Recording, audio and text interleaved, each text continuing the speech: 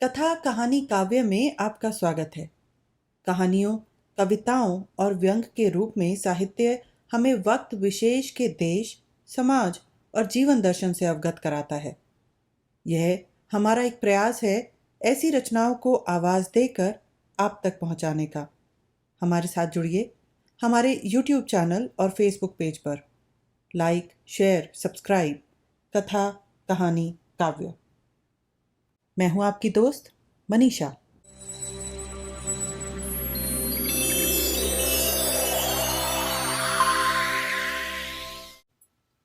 मुंशी प्रेमचंद की कहानी निर्मला का 9वां भाग। निर्मला को यद्यपि अपने ही घर के झंझटों से अवकाश न था, पर कृष्णा के विवाह का संदेशा पाकर वह किसी तरह रुक न सकी। उसकी माता ने बहुत आग्रह करके बुलाया था। सबसे बड़ा आकर्षण यह था कि कृष्णा का विवाह उसी घर में हो रहा था जहां निर्मला का विवाह पहले तय हुआ था। आश्चर्य यही था कि इस बार बिना कुछ दहेज लिए कैसे विवाह होने पर तैयार हो गए। निर्मला को कृष्णा के विषय में बड़ी चिंता रहती थी। समझती थी मेरी ही तरह वह भी किसी के गले मर दी जाएगी। बहुत चाहती थी कि माता की कुछ सहायता करूं, जिससे कृष्णा के लिए कोई योग्य वर मिले।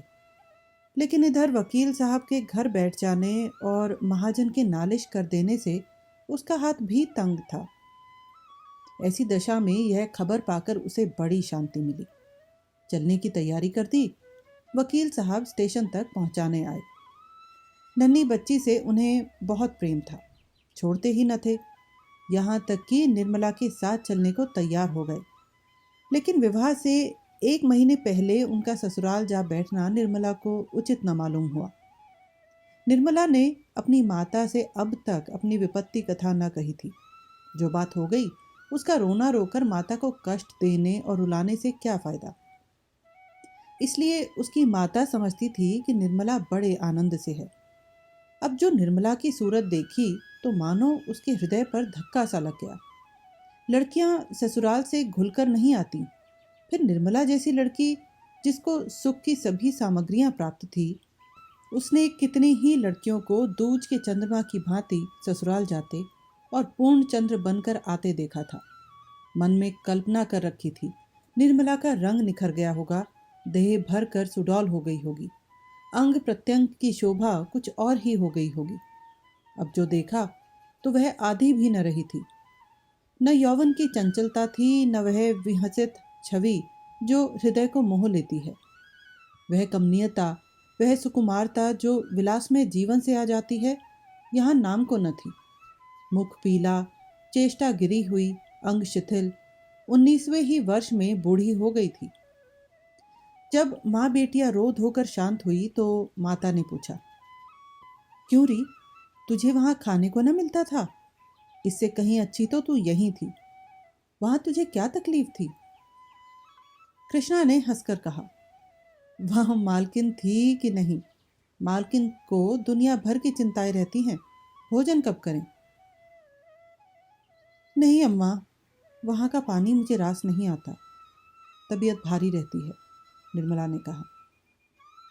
वकील साहब न्योते में आएंगे ना, तब पूछूंगी कि आपने फूल सी लड़की ले जाकर उसकी है क्या गत बना डाली। अच्छा, अब ये बता कि तूने यहाँ रुपए क्यों भेजे थे? मैंने तो तुझसे कभी न मांगे थे। लाख गई गुजरी हूं, लेकिन बेटी का धन खाने की नीयत नहीं। निर्मला ने चकित होकर पूछा, किसने रुपए भेजे थे? अम्मा, मैंने तो नहीं भेजे। झूठ ना बोल, तूने 500 के नोट नहीं भेजे थे? भेजे नहीं थे तो क्या आसमान से आ गए? तुम्हारा नाम साफ लिखा था, मोहर भी वहीं की थी, कृष्णा ने कहा। निर्मला, तुम्हारे चरण छूकर कहती हूं, मैंने रुपए नहीं भेजे। यह कब की बात है? माता, अरे यही 2-2.5 महीने हुए होंगे। मगर तूने नहीं भेजे तो आए कहां से? ये मैं क्या जानूं। मगर मैंने रुपए नहीं भेजे। हमारे यहाँ तो जब से जवान बेटा मरा है, कचहरी ही नहीं जाते। मेरा हाथ तो आप ही तंग था, रुपए कहाँ से आते? माता, ये तो बड़े आश्चर्य की बात है। वहाँ और कोई तेरा सगा संबंधी तो नहीं? वकील साहब ने तुझसे छिपाकर तो नहीं भेजे? निर्मला, नहीं अम्मा, मुझे तो विश्वास नहीं। माता, इसका पता लगाना चाहिए। मैंने सारे रुपए कृष्णा के गहने कपड़े में खर्च कर डाले, यही बड़ी मुश्किल हुई।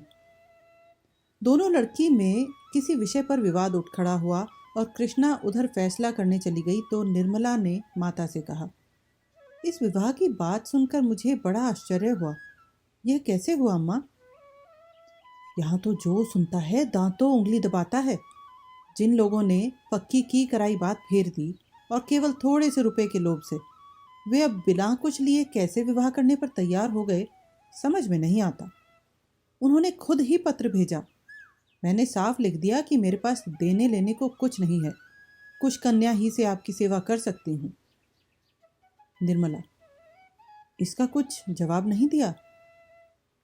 शास्त्री जी पत्र लेकर गए थे। वह तो ये कहते थे कि अब मुंशी जी कुछ लेने के इच्छुक नहीं हैं। अपनी पहली वादा खिलाफी पर कुछ लज्जित भी हैं। मुंशी जी से तो इतनी उदारता की आशा न थी, मगर सुनती हूँ उनके बड़े पुत्र बहुत सज्जन आदमी हैं। उन्होंने कह सुनकर बाप को राजी किया है। निर्मला, पहले तो वह महाशय भी थैली चाहते थे ना? हाँ, मगर अब तो शास्त्री जी कहते थे कि दहेज के नाम से चिढ़ते हैं। सुनते हैं वहाँ विवाह न करने पर पछताते भी थे। रुपए के लिए बात छोड़ी थी और रुपए खूब पाए, पर स्त्री पसंद नहीं।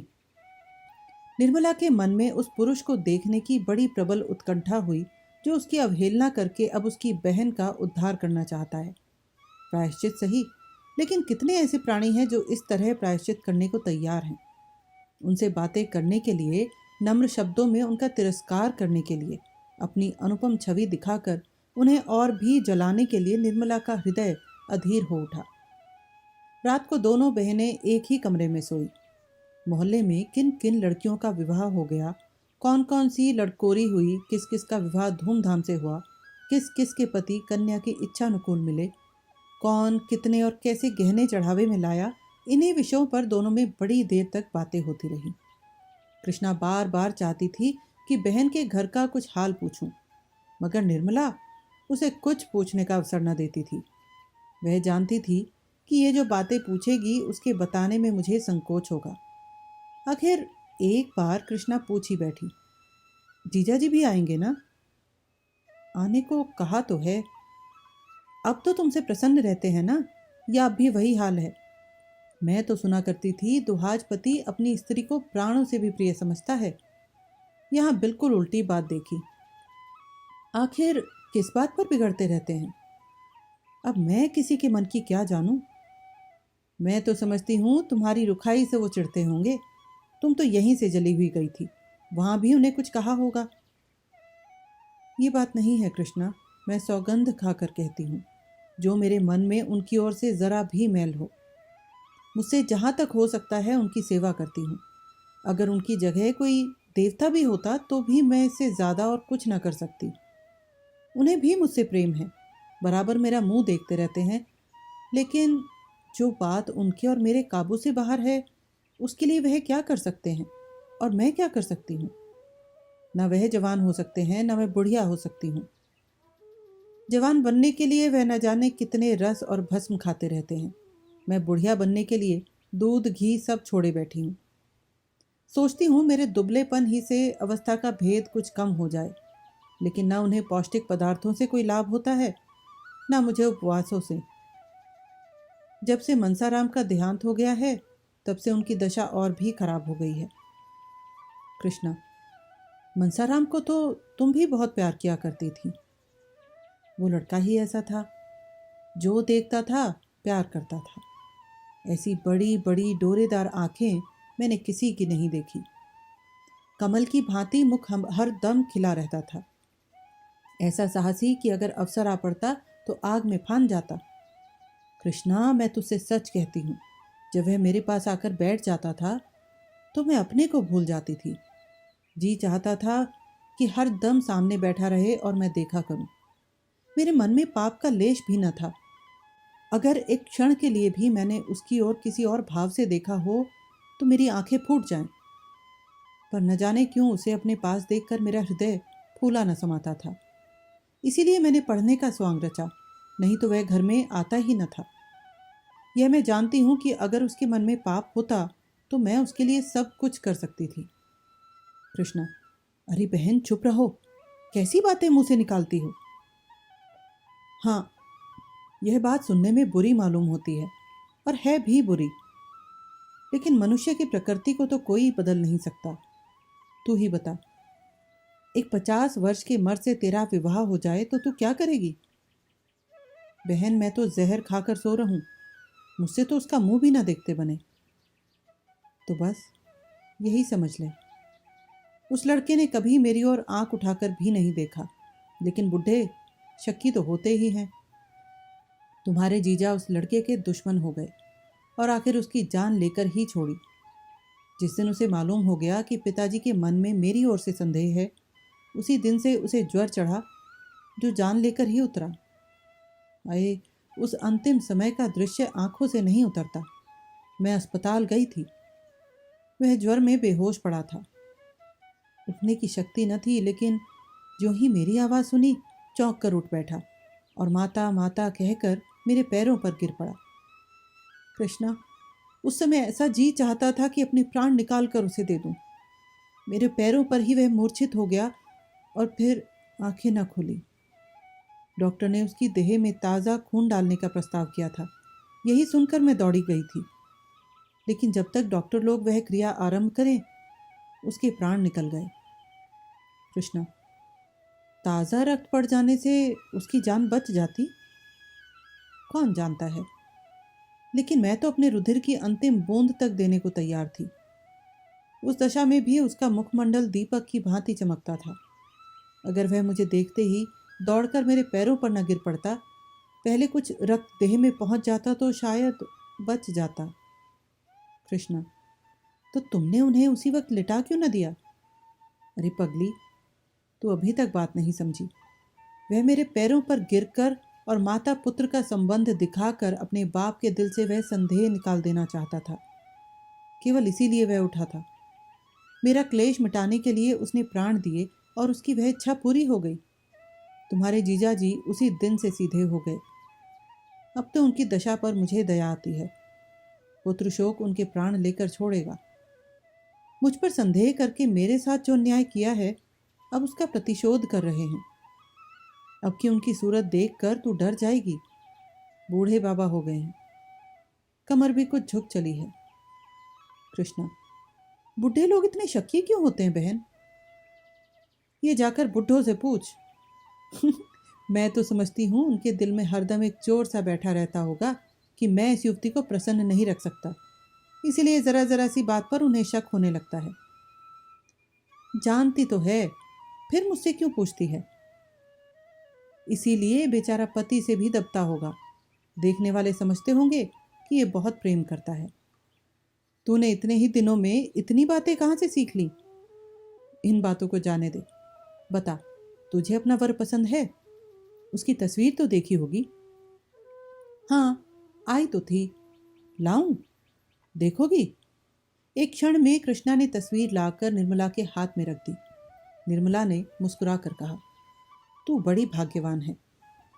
कृष्णा, अम्मा जी ने भी बहुत पसंद किया। तुझे पसंद है कि नहीं सो कह, दूसरों की बात ना चला। कृष्णा लजाते हुए, शक्ल सूरत तो बुरी नहीं है, स्वभाव का हाल ईश्वर जाने। शास्त्री जी तो कहते थे ऐसे सुशील और चरित्रवान युवक कम होंगे। निर्मला, यहाँ से तेरी तस्वीर भी गई थी? गई तो थी, शास्त्री जी ही लेकर गए थे। उन्हें पसंद आई? अब किसी के मन की बात मैं क्या जानूं? शास्त्री जी तो कहते थे बहुत खुश हुए। निर्मला, अच्छा बता तुझे क्या उपहार दूं? अभी से बता दे जिससे मैं बनवा कर रखूं। जो तुम्हारा जी चाहे दे देना। उन्हें पुस्तकों से बहुत प्रेम है, अच्छी अच्छी पुस्तकें मंगवा देना। उनके लिए नहीं पूछती, तेरे लिए पूछती हूँ। अपने लिए ही तो मैं भी कह रही हूँ। निर्मला तस्वीर की तरफ देखती हुई, कपड़े सब खद्दर के मालूम होते हैं। कृष्णा, हाँ, खद्दर के बड़े प्रेमी हैं। सुनती हूँ कि पीठ पर खद्दर लाद कर देहातों में बेचने जाया करते हैं। व्याख्यान देने में भी बड़े चतुर हैं। तब तो तुझे भी खद्दर पहनना पड़ेगा। तुझे तो मोटे कपड़ों से चिढ़ है। जब उन्हें मोटे कपड़े अच्छे लगते हैं तो मुझे क्यों चिढ़ होगी? मैंने तो चरखा चलाना सीख लिया है। सच? सूत निकाल लेती है? हाँ बहन, थोड़ा थोड़ा निकाल लेती हूँ। जब वह खद्दर के इतने प्रेमी हैं तो चरखा भी ज़रूर चलाते होंगे। मैं न चला सकूंगी तो मुझे कितना लज्जित होना पड़ेगा। इस तरह बातें करते करते दोनों बहनें सो गई। कोई 2 बजे रात को बच्ची रोई तो निर्मला की नींद खुली। देखा तो कृष्णा की चारपाई खाली पड़ी थी। निर्मला को आश्चर्य हुआ कि इतनी रात गए कृष्णा कहाँ चली गई। शायद पानी वानी पीने गई हो। मगर पानी तो सिरहाने रखा हुआ है, फिर कहाँ गई है? उसने 2-3 बार उसका नाम लेकर आवाज़ दी पर कृष्णा का पता न था। तब तो निर्मला घबरा उठी। उसके मन में भांति भांति की शंकाएं होने लगी। सहसा उसे ख्याल आया कि शायद अपने कमरे में न चली गई हो। बच्ची सो गई तो वह उठकर कृष्णा के कमरे के द्वार पर आई। उसका अनुभव ठीक था। कृष्णा अपने कमरे में थी।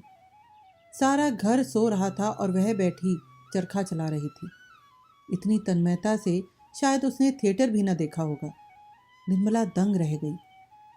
अंदर जाकर बोली, यह क्या कर रही है रे? ये चरखा चलाने का समय है। कृष्णा चौंक कर उठ बैठी और संकोच से सिर झुकाकर बोली, तुम्हारी नींद कैसे खुल गई? पानी वानी तो मैंने रख दिया था। निर्मला, मैं कहती हूँ दिन को तुझे समय नहीं मिलता जो पिछली रात को चरखा लेकर बैठी है। दिन को तो फुर्सत ही नहीं मिलती। निर्मला, सूत तो बहुत महीन काटा है। कहाँ बहन, ये सूत तो बहुत मोटा है। मैं बारीक सूत काट कर उनके लिए एक साफा बनाना चाहती हूँ। यही मेरा उपहार होगा। बात तो तूने खूब सोची है। इससे अधिक मूल्यवान वस्तु उनकी दृष्टि में और क्या होगी? अच्छा उठ इस वक्त, कल काटना।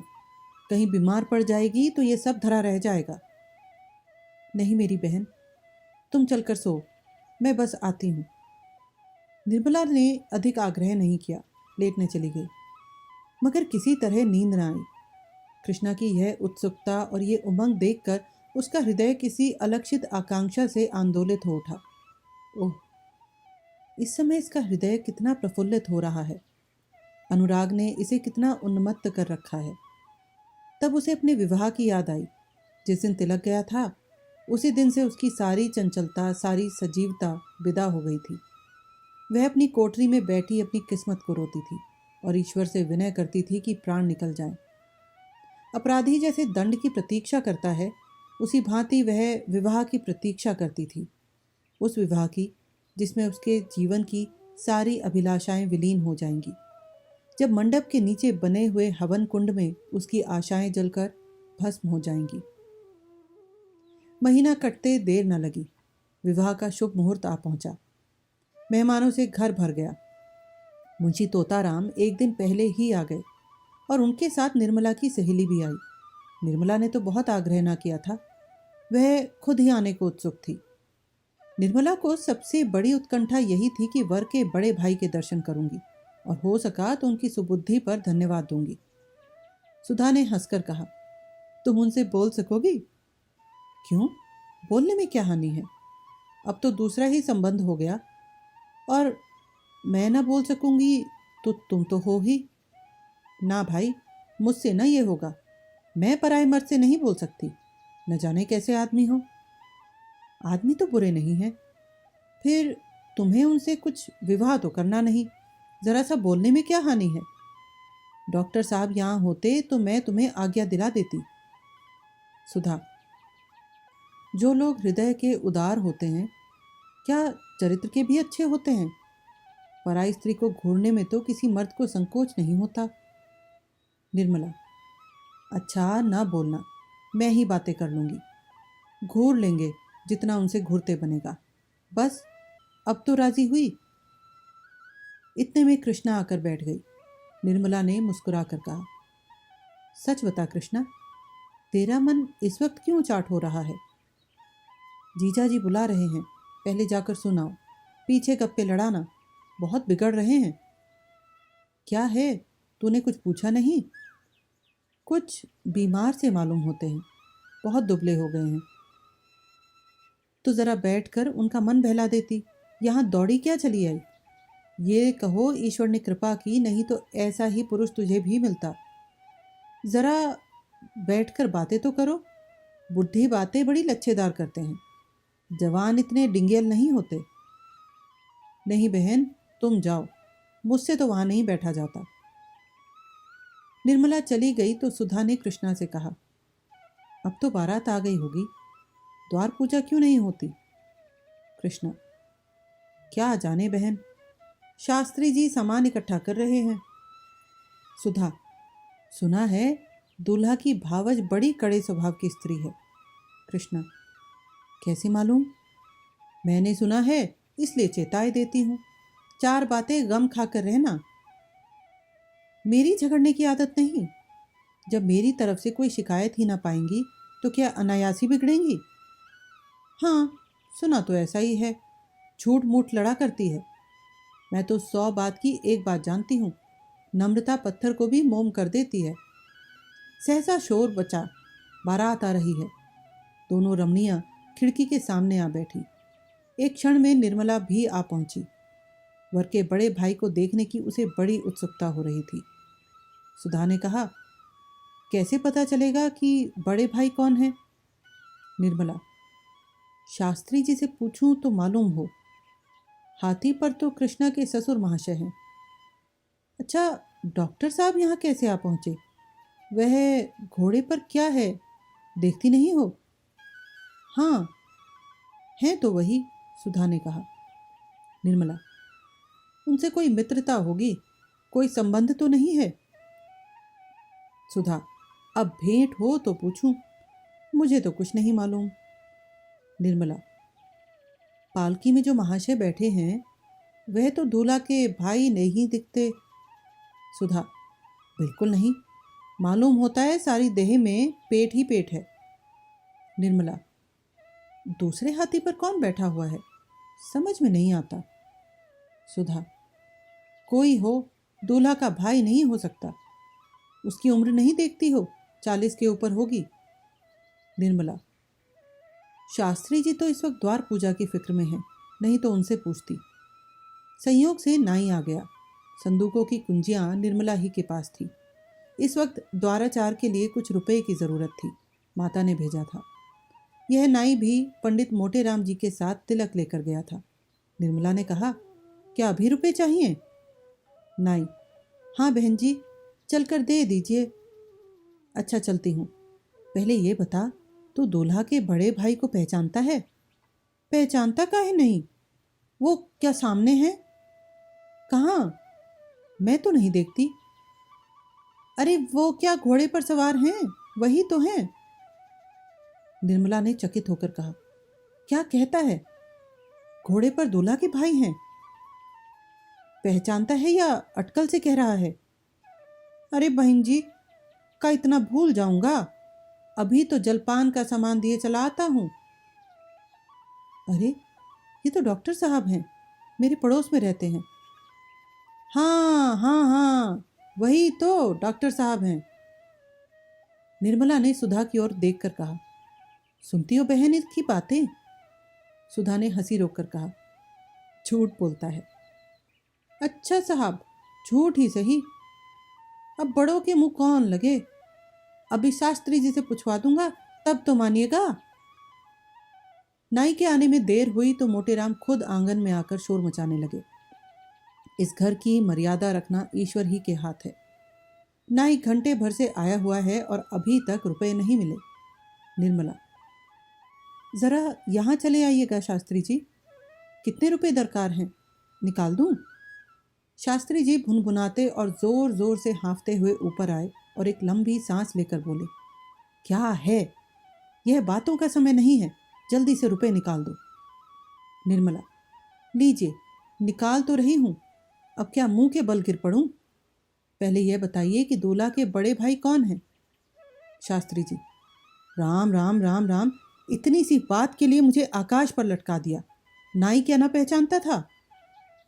नाई तो कहता है वह जो घोड़े पर सवार हैं वही हैं। तो फिर और किसे बता दें? वही तो हैं। नाई, घड़ी भर से कह रहा हूं, पर बहन जी मानती ही नहीं। निर्मला ने सुधा की ओर स्नेह, ममता, विनोद और कृत्रिम तिरस्कार की दृष्टि से देखकर कहा, अच्छा, तो तुम ही अब तक मेरे साथ यह त्रिया चरित्र खेल रही थी। मैं जानती तो तुम्हें यहाँ बुलाती ही नहीं। ओफो, बड़ा गहरा पेट है तुम्हारा। तुम महीनों से मेरे साथ यह शरारत करती चली आती हो और कभी भूल से भी इस विषय का एक शब्द तुम्हारे मुंह से नहीं निकला। मैं तो 2-4 ही दिन में उबल पड़ती। सुधा, तुम्हें मालूम हो जाता तो तुम मेरे यहाँ आती ही क्यों? निर्मला, गजब रे गजब। मैं डॉक्टर साहब से कई बार बातें कर चुकी हूँ। तुम्हारे ऊपर यह सारा पाप पड़ेगा। देखी कृष्णा, तूने अपनी जेठानी की शरारत। यह ऐसी मायाविनी है, इनसे डरती रहना। कृष्णा, मैं तो ऐसी देवी के चरण धो धो कर माथे चढ़ाऊंगी। धन्य भाग के उनके दर्शन हुए। निर्मला, अब समझ गई, रुपए भी तुमने ही भिजवाए होंगे। अब सिर हिलाया तो सच कहती हूं मार बैठूंगी। सुधा, अपने घर बुलाकर मेहमान का अपमान नहीं किया जाता। निर्मला, देखो तो अभी कैसी कैसी खबर लेती हूं। मैंने तुम्हारा मान रखने को जरा सा लिख दिया था और तुम सचमुच आ पहुंची। भला वहां वाले क्या कहते होंगे? सुधा, सबसे कह कर आई हूं। निर्मला, अब तुम्हारे पास कभी ना आऊंगी। इतना तो इशारा कर देती कि डॉक्टर साहब से पर्दा रखना। सुधा, उनके देख लेने ही से कौन सी बुराई हो गई? न देखते तो अपनी किस्मत को रोते कैसे? जानते कैसे कि लोभ में पड़कर कैसी चीज खो दी। अब तो तुम्हें देखकर लाला जी हाथ मल कर रह जाते हैं। मुंह से तो कुछ नहीं कहते, पर मन में अपनी भूल पर पछताते हैं। निर्मला, अब तुम्हारे घर कभी न जाऊंगी। अब पिंड नहीं छूट सकता। मैंने कौन तुम्हारे घर की राह नहीं देखी है। द्वार पूजा समाप्त हो चुकी थी। मेहमान लोग बैठे जल पान कर रहे थे। मुंशी तोताराम की बगल ही में डॉक्टर सिन्हा बैठे हुए थे। निर्मला ने कोठे पर चिक्की आड़ से उन्हें बैठे देखा और कलेजा थाम कर रह गई। एक आरोग्य, यौवन और प्रतिभा का देवता था, दूसरा इस विषय में कुछ ना कहना ही उचित है। निर्मला ने डॉक्टर साहब को सैकड़ों ही बार देखा था, पर आज उसके हृदय में जो विचार उठे वे कभी न उठे थे। बार बार यही जी चाहता था कि बुलाकर खूब फटकारूं, ऐसे ऐसे ताने मारूं कि वो भी याद करें, रुला रुला कर छोड़ूं, मगर सहम करके रह जाती थी। बारात जनवासे चली गई थी। भोजन की तैयारी हो रही थी। निर्मला भोजन के थाल चुनने में व्यस्त थी। सहसा मेहरी ने आकर कहा, बिट्टी, तुम्हें सुधा रानी बुला रही हैं, तुम्हारे कमरे में बैठी हैं। निर्मला ने थाल छोड़ दी और घबराई हुई सुधा के पास आई, मगर अंदर कदम रखते ही ठिठक गई। डॉक्टर सिन्हा खड़े थे। सुधा ने मुस्कुराकर कहा, लो बहन, बुला दिया। अब जितना चाहो फटकारो, मैं दरवाजा रोके खड़ी हूं, भाग नहीं सकते। डॉक्टर साहब ने गंभीर भाव से कहा, भागता कौन है? यहां तो सिर झुकाए खड़ा हूं।